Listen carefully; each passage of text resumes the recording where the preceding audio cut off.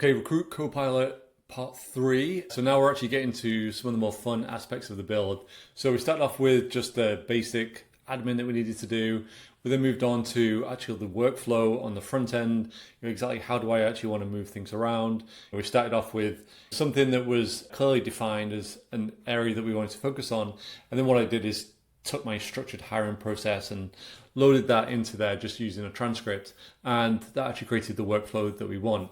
The next step, and what we're going to do today, is I'm going to walk through how I then went from there to actually what looks a little bit more like an app, like something real that we're actually going to move kind of this around in and is a little bit more intuitive to use. So for this, I use the tool Claude Design. It's a new beta product, so it's not fully in production yet. I have Claude Max, so I think I have full access to it. I'm not sure how prevalent that is.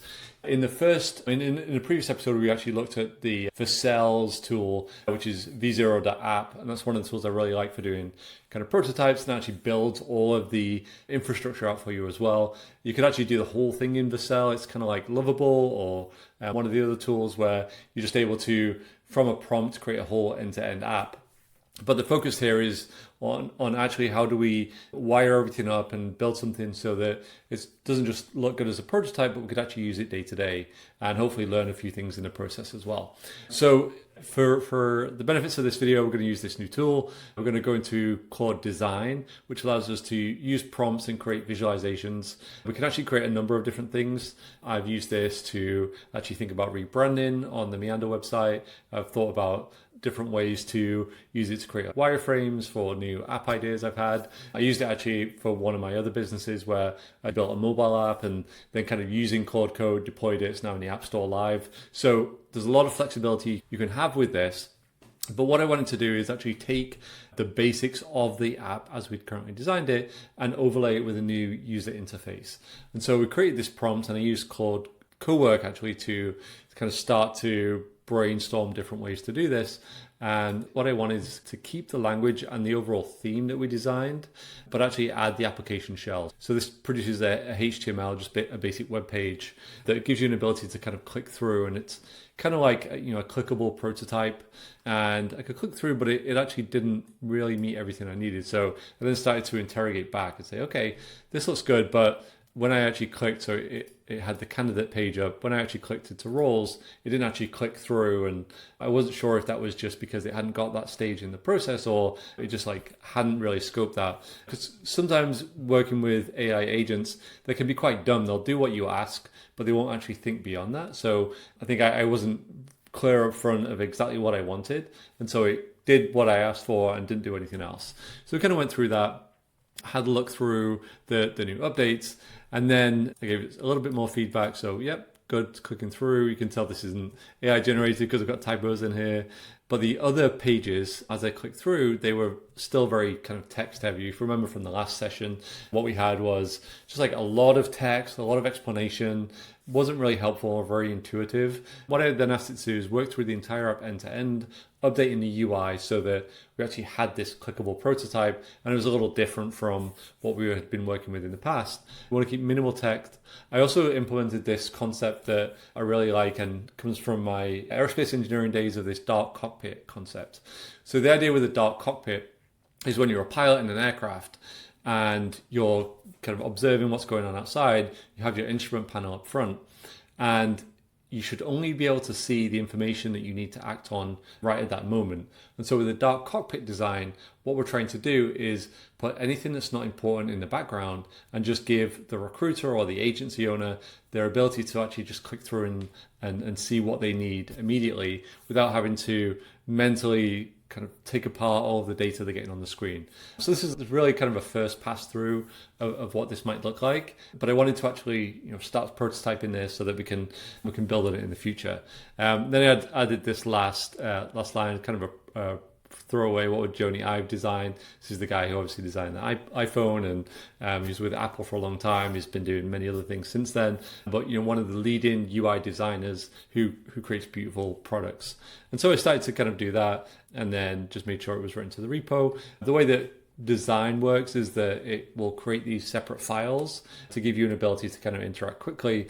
But what I actually did was download a handoff And so we downloaded that one. That actually came in a zip file.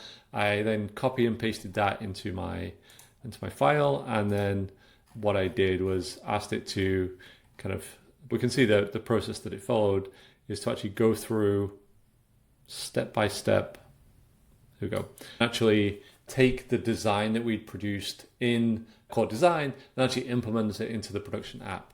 So went through all that, went through the whole process. At the end of it, we got this kind of completed app, then deployed it to production. So all I need to do for production is to just go to the Azure integration here, right click and deploy to web app, and it's already wired up. So whenever I make a change to my local repo and I'm ready to actually deploy that, I've tested it and everything, I can just load it up there. I actually didn't test this because we're kind of just in prototype phase right now, and no one can actually see this without the direct link. So what do we have? What does the actual design look like now? And this is I think the last stage of the front end design for now, because what we actually want to start to do is think about the back end and the database and how we're actually going to store all this information, what security protocols we want to put into place, and how we can make sure that we have a login that is only accessible to us when we go through the process. That's actually one of the areas that I really like, because I really like kind of systems and workflows and processes that way. But the front end, I think, is in a good spot. I'm not a designer, so the caveat is this is based on what I think makes sense based on kind of clicking through, but you may want to create something different, come up with your own color scheme, your own design. So the benefit of following along with this process is you can take the principles of what we're doing and kind of build it out for yourself. If you want a different workflow, if you want a different design, if you want a different kind of iconography, you can do all that. So here's the prototype, and you can see we've still got our desk here at the top. So this is the kind of dark cockpit concept in practice. This is what we need to focus on. So there's kind of 7 things, and it tells us what type of focus we need and what we need to do with that thing, and the roles that are currently open as well. So you can see we have this financial controller open, the business partner is closed, and we have this management accountant in draft. And that cannot open yet because we don't actually have all of the information that we need here.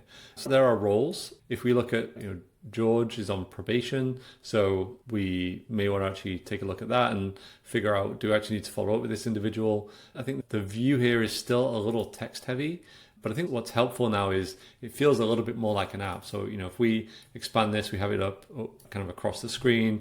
When we're actually kind of clicking through the candidate, we can actually see all the things here. What I actually want to be able to do is look at my candidates, try and understand what's going on with the candidates, and then be able to kind of work through improving the competencies. I actually have to click down here. What I don't like about the design that we've come up with so far is whenever there's something here, I want to be able to click it and actually go and edit it. But actually you have to open the record and go through and kind of edit here. And I actually think this is still a very kind of text heavy design. So I think the UI improvements that we made, probably not the best. We lost the nav bar here, so this is not great. So I think there's a little bit more work we can do on there. I'm not going to focus on that for now, because what I wanted to make sure we have in place is all of the data points that we want to see on the screen. And so if we think about what do we need to interact with on a day-to-day basis or a week-to-week basis, we need to understand all of our roles, the client data, and we can see everything in here.